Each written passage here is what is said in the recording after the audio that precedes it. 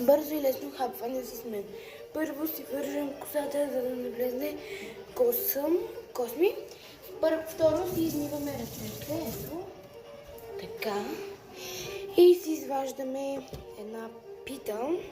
Ама да е в хладилник. По-хубаво ще стане. И кайма. Трябва да я разтушим. Слагаме я.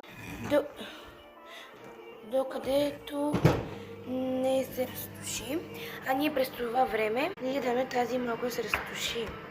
Хора, мама ми я пусна, защото аз не мога. И си таковаме това. И да проверим това. Не, още не е разтушено. Тук леко е меко такова, ама тук иначе не е. Аз не го пуснах на разходено. Хора, няма да го пускам на разходено. Айте бе. Да. Фурнът е включен, ще го сложим, за да малко да се стопи това. Така. Много маничко, за да може да го намажем. Изваждаме си ленко, шкавал, бекон, имаме и още там. Но извадих тук в чиниката. По желание, нали, може да се сложи каквото искате. И хора, ако искате бургер сос, майонеза, кетчуп и да, и това също. Хора, и кисели краставички. Това ще е горе-долу като пица. Това спря да видим дали е разтушено. И не е разтушено, така че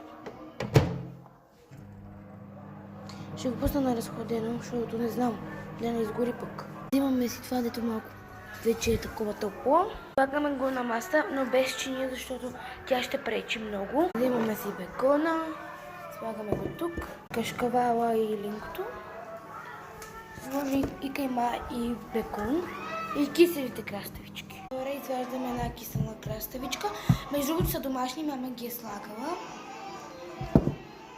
Знаете колко много ги обичам. И сега ги режем на ето по този начин. Малко по-тънки, ако можете. Така.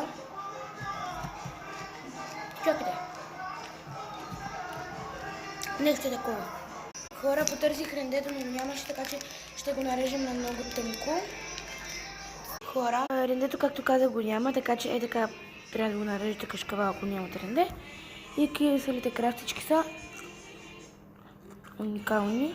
Взимате, хора, линкото и отидете във втора част на приготвянето нещо бързо и лесно. Отидете във втора част.